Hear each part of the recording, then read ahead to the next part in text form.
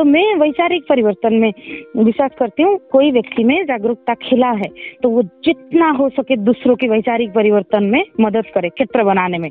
और सभी गति में रहते हैं और एक दूसरे का आपको हाथ पकड़ के ग्रो करते हैं। अपर डायमेंशन जो है वो लोअर डायमेंशन उनसे देख के जान जाते हैं, वो अपने ऊपर के डायमेंशन से देख के जानते हैं। सीढ़ी की तरह धरती से लेकर आकाश तक जाना है हमें।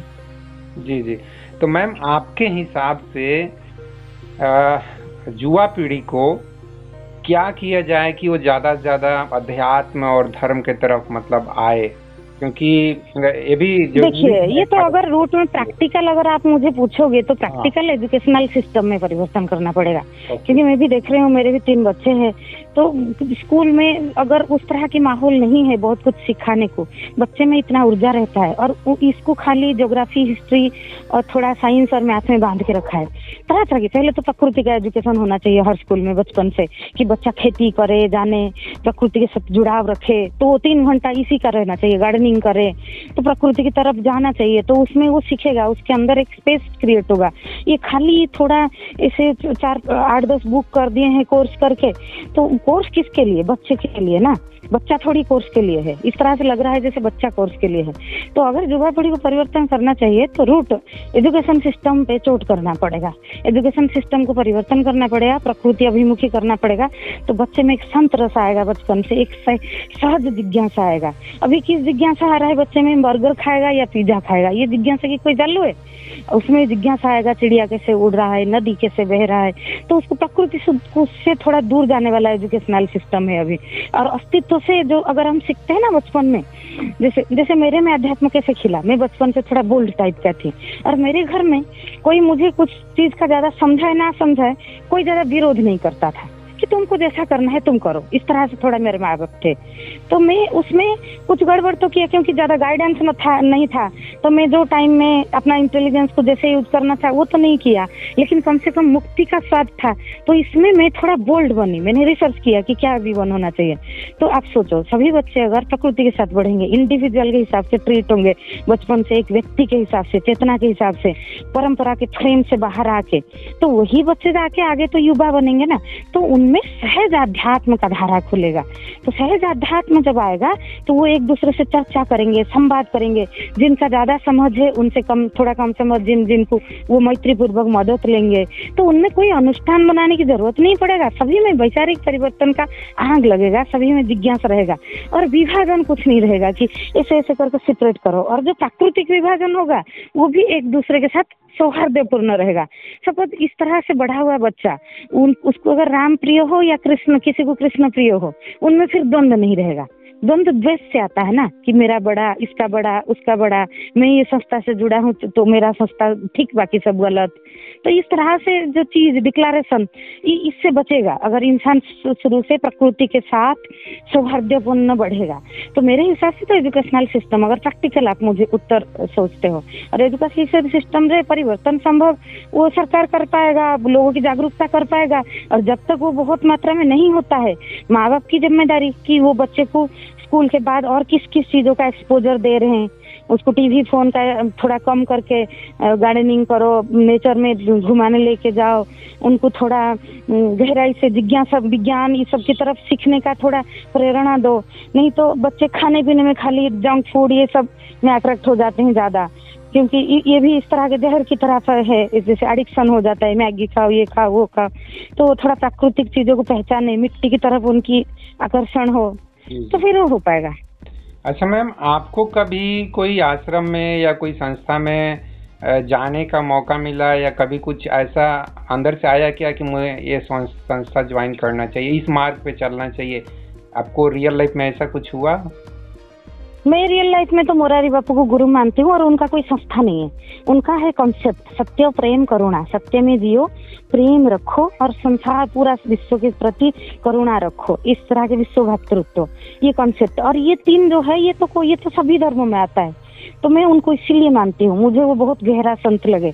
तो उनकी गांव जो तलगाजड़ा में वो रहते हैं, पूरा दुनिया में रामचरितमानस को आधार करके बहुत वैज्ञानिक पद्धति में म्यूजिक से लेकर जीवन, जैसे उनका 12 ज्योतिर्लिंग का कथा हुआ, सबको दिखा। धर्म के हिसाब से देखो तो 12 ज्योतिर्लिंग से वो पूरा देश को जोड़ दिए, लेकिन कथा में आप सुनोगे तो पूरा आध्यात्मिक कथा, पूरा आपका बहुत बहुत गहरा चीज छूट जाएगा, गहरा धारणा छूटेगा, लेकिन आपका आस्था पे चोट नहीं पड़ेगा। वो राम कृष्ण सभी शिव सभी को आप एक ही तरह से देख लोगे। तो मैं उनको मानती हूँ, और उनका कोई आश्रम नहीं है, कुछ नहीं है। तो उनका गांव है, उधर जाके मिलके कोई भी मिल सकता है, और कोई संस्था नहीं है, बस ऐसा ही है। और वो किसी को शिष्य भी नहीं मानते, वो मानते हैं श्रोता, लेकिन मैं गुरु मानती हूँ अपनी मन से। बाकी मुझे अभी के समय में कुछ कुछ अच्छा लगते हैं, जैसे ओम स्वामी एक है बद्रिकाश्रम में, ब्लैक लोटस करके उनका है संस्था, आप देख सकते हो यूट्यूब में। उनका मुझे थॉट प्रोसेस बहुत अच्छा लगता है।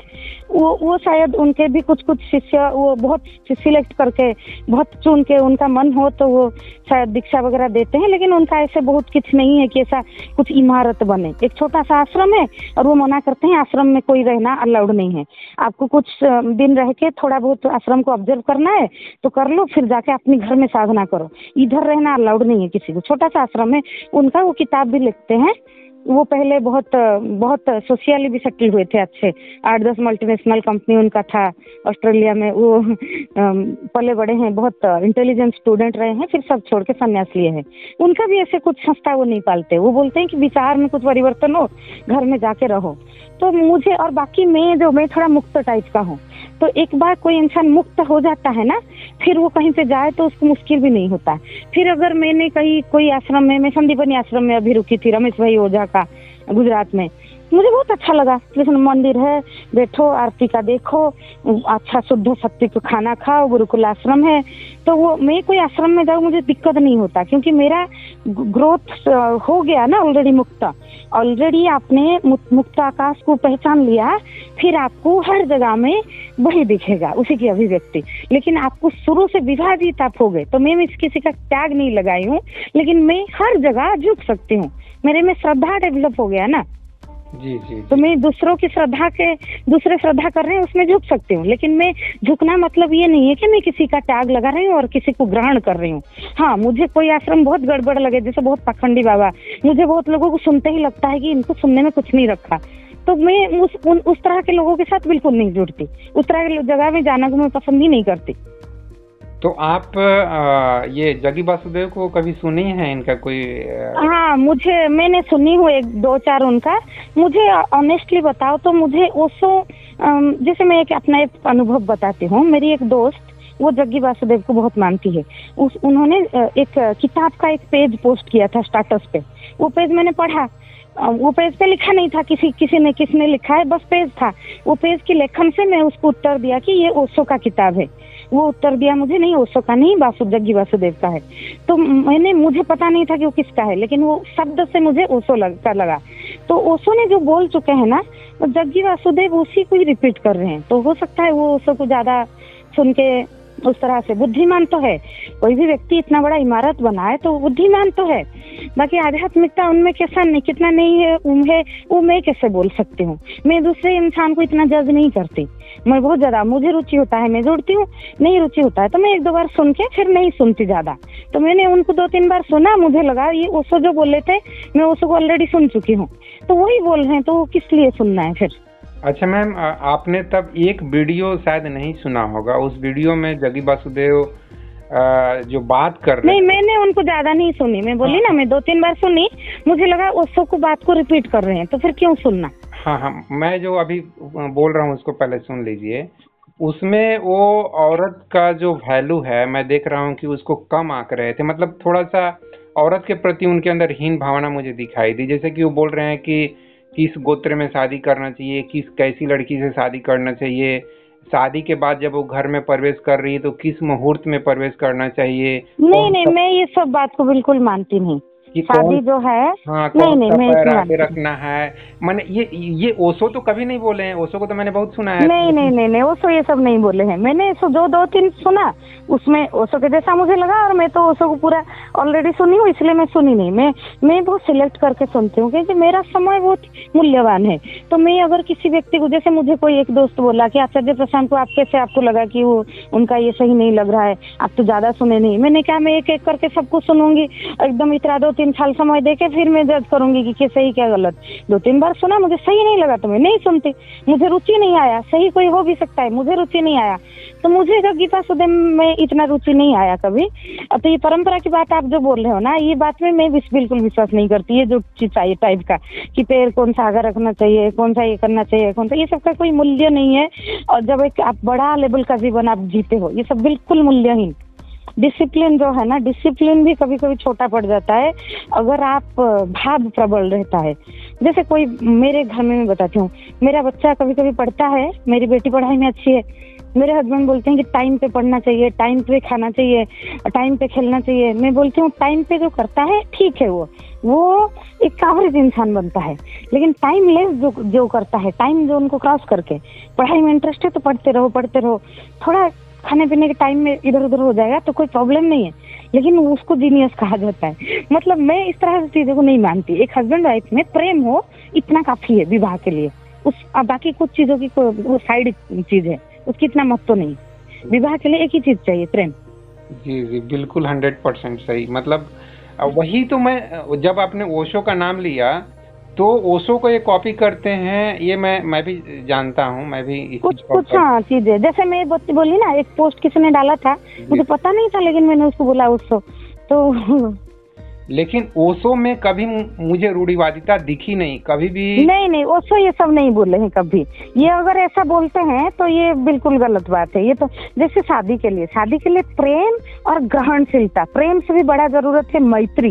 क्योंकि कम एज में, जो प्रैक्टिकल बात है, हमारे अंदर एक पुरुष नारी में जिस तरह से अट्रैक्शन रहता है वो 10-15 साल बाद नहीं रहेगा, लेकिन मैत्री हमेशा रहेगा। जी जी जी, बिल्कुल सही, बिल्कुल सही।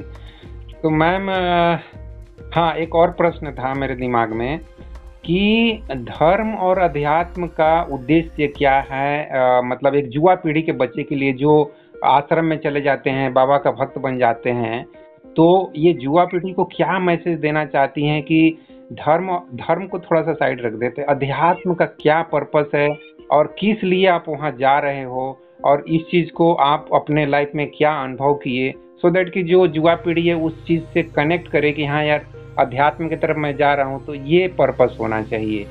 ये इसके बाद तो देखिए, मनुष्य जो है खोज में रहता है, ये कुछ ना कुछ करेगा तो मतलब अपनी खोज को पाने के लिए। तो जिसको जो सहज सुलभ हो जाता है, और भाव की तल पे मनुष्य ज्यादा जीता है। सभी मनुष्य भाव की तल पे कुछ चीज छू गया तो उसमें अट्रैक्ट हो जाता है।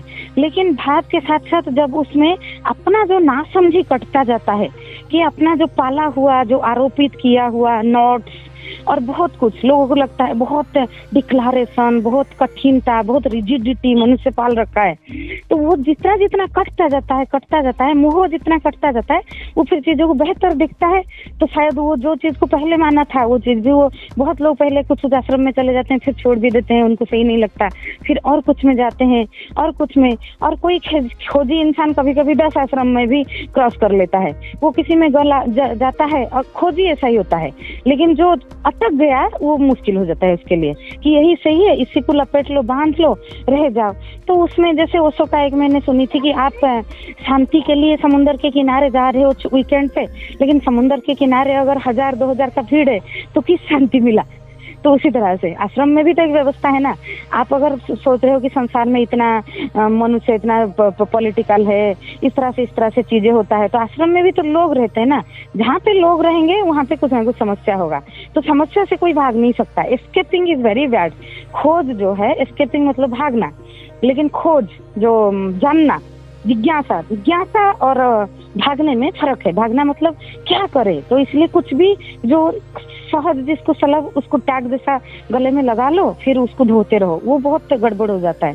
खोज मतलब देखते जाना है, कोई आश्रम में भी आप जा सकते हो, अगर हर जगह खोजने की क्षेत्र है, कोई आश्रम में वो उनका क्या कॉन्सेप्ट है देखने के लिए कोई जा सकता है, कोई प्रॉब्लम नहीं है। मुक्त मानव हर जगह जा सकता है। जी जी। तो हाँ, वहाँ पे देखे जैसे आप जाके ईसा सेंटर, अभी मैं गई नहीं, मैं जाती तो कोई प्रॉब्लम नहीं है, इतना बड़ा शिव का मूर्ति बना है, किसी का संस्था है, मैं थोड़ी त्याग लगा रही हूँ जाके। अगर मैं बैठी देखी कुछ चीजों में, जैसे बहुत चीजें के बीच में भी आप अपना धारा अगर बनाए रखोगे ना, तो आप हर जगह सौंदर्य पालोगे इस तरह से। तो इंसान खोजी बनना चाहिए, कोई आश्रम का टैग नहीं गले में लटक लेना चाहिए। टैग लगा के जाओगे कहाँ? You have to return back to your home ना। होम मतलब आपका फिर अपनी स्व में लौटोगे ना। बुद्धदेव भी खोज के बाद समाज में लौटे, तो आप भी कहीं पे कोई आश्रम से तो आप वैचारिक परिवर्तन लाओ ना। जो आश्रम का या जो गुरु का या जो आध्यात्मिक विद्वान व्यक्ति का आपको अच्छा लगता है, आप वो कॉन्सेप्ट ले लो, आप वो चीज ले लो। हम किताब भी पढ़ते हैं, कुछ सीख जाते हैं, वो चीज लेके नीचे खुद का खोज करो। वहाँ पे जाके लटक के रहने की क्या जरूरत है? बिल्कुल सही। अच्छा मैम, एक आखिरी सवाल, ये और पहले ही होना चाहिए था। सवाल ये है कि लोग ऐसा सोचते हैं कि इसके पीछे पॉलिटिक्स भी है, इतना सारा मशीनरीज होता है, वहाँ फ्रॉड होता है, लेकिन उस पर कोई कुछ नहीं बोलता है। धर्म परिवर्तन कराते हैं लोग, उस पर कुछ नहीं होता है। लेकिन ईशा फाउंडेशन में इतना अच्छा काम होता है, जगगी वासुदेव इतना अच्छा काम करते हैं, लेकिन वहाँ का पॉलिटिशियन को ये फंडिंग नहीं करते हैं। इसलिए वहाँ का जो पॉलिटिशियन है वो कोर्ट के माध्यम से इनके ऊपर इस तरीके से गंदे इल्जाम लगा रहा है। ये देखिए, ये क्या है इसमें तो मुझे नहीं पता, लेकिन ये इल्जाम जो है ये बहुत बड़ा इल्जाम नहीं है। वहाँ क्या होता नहीं होता मुझे नहीं पता, लेकिन ये जो इल्जाम है मेरी बेटियों को बंधक बना के रखा है, ये इल्जाम जो है एक तरह से ये इल्जाम का कोई मूल्य नहीं है ना, क्योंकि अडल्ट इंसान को कोई बंधक बना के रखा नहीं जा सकता। कोई आपको कुछ गलत अगर सीख रहा है जो अडल्ट इंसान, उसमें प्रॉब्लम है ना। तो उसमें इस तरह की चीजों को प्रूव नहीं किया जा सकता कि मैं बोलूंगी कि मेरी बेटी नौकरी कर रही है, वहाँ पे उसके दोस्त वगैरह उसको बिगाड़ रहे हैं, इस चीज का कोई प्रूफ होता है क्या? आपको अपने बच्चे पे ध्यान देना पड़ेगा ना कि ये सब फालतू, अगर वो कोई चीज में बिगड़ रहा है तो ना बिगड़े। तो इस तरह के एलिगेशन का कोई प्रूफ नहीं होता, ये साइकोलॉजिकल है ना। कुछ घटना घट गया अलग तरह से उसका होता है, इस तरह की चीजों को कोई प्रूव नहीं किया जा सकता। नहीं, वो चीज तो ठीक है, लेकिन ब्रेन वॉश किया जा सकता है, कितना भी उम्र ज्यादा मैटर नहीं करता है, 25-30। हाँ, वो देखना पड़ेगा ना। हाँ। वो देखना पड़ेगा ना कि क्या सच में हो रहा है। वो अगर बहुत तरह के लोग इस तरह से बोलेंगे, वो करेंगे, तो उस तरह से, क्योंकि जो ब्रेन वॉश करना और ब्रेन वॉश होना दोनों तरह से एक्टिविटी दोनों तरह से होता है। तो इसीलिए मानव का ग्रोथ जरूरी है, क्योंकि ब्रेन वॉश होने के लिए लोग जाते हैं तभी भी होता है, और कोई कर पाता है साइकोलॉजिकली इस्तेमाल करके। तो समाज में जितना जागरूकता बढ़ेगा इस तरह की चीजें उतना कम होगा। इसीलिए मैं वैचारिक परिवर्तन को मानती हूँ कि मानव जो है वो थोड़ा बेहतर बने, वो परखे देखे जाने, वो कहीं पे भी जाए फिर वो खो ना जाए। हम ऐसा सिखा सकते हैं अपने बच्चे को कि आप कहीं जाओगे नहीं, कुछ हो जाएगा। हम सिखाएंगे आप बोल्ड बनो, जाओ, देखो, दुनिया में जियो, नहीं तो बच्चा बड़ा होगा, माँ बाप से भी दूर जाता है, हॉस्टल जाएगा, जॉब करेगा, कहाँ हम पहरा लगा के बैठेंगे। हम बच्चे को स्ट्रांग बनाएंगे ना। जी जी, बिल्कुल सही। लेकिन ये और बहुत बच्चे स्ट्रांग बन जाएंगे तो इस तरह के संस्था गिर जाएगा अपने आप। हाँ, जो भी संस्था इस तरह के कर रहा होगा उनका तो मुझे पता नहीं है, और जिस चीज का पता नहीं उसमें स्टेटमेंट नहीं देना चाहिए, लेकिन ऐसा कोई भी करे तो वो गिर जाएगा। मैं नॉर्मल बात कर रही हूँ, समाज का क्या क्या होता है, और वहाँ जहाँ भी होता है इस तरह की गलत, वहाँ वो चीज फिट होगा। जहाँ नहीं होता है, लोग वैचारिक परिवर्तन कर रहे हैं, तो वो तो करना चाहिए ना। दार्शनिक कर रहे हैं, वैज्ञानिक कर रहे हैं, साधु संत कर रहे हैं, गुरु कर रहे हैं, तो ये इस तरह के हमेशा द्वंद्व में संसार चलता है। तो हमको वो चीज में स्ट्रेंथ ही देखना है कि क्या आलोक है और क्या अंधार है, तो आलोक की तरफ हमारी कदम बढ़ाना चाहिए।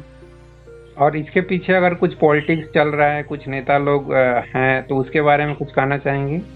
नहीं, उसमें तो मुझे कोई आइडिया नहीं है कि क्या पॉलिटिक्स अगर चल रहा होगा तो वो गलत है, लेकिन कहाँ पे कुछ चल रहा है नहीं चल रहा है वो तो क्राइम ब्रांच का डिपार्टमेंट है, वो तो सीबीआई करेगा, कि वो तो जांच पड़ताल की मामला है, उसमें तो अध्यात्म का कुछ नहीं है। हाँ, ठीक है भाई जी, मेरा बेटा बुला रहा है। ठीक है मैम, बात करके बहुत अच्छा लगा था।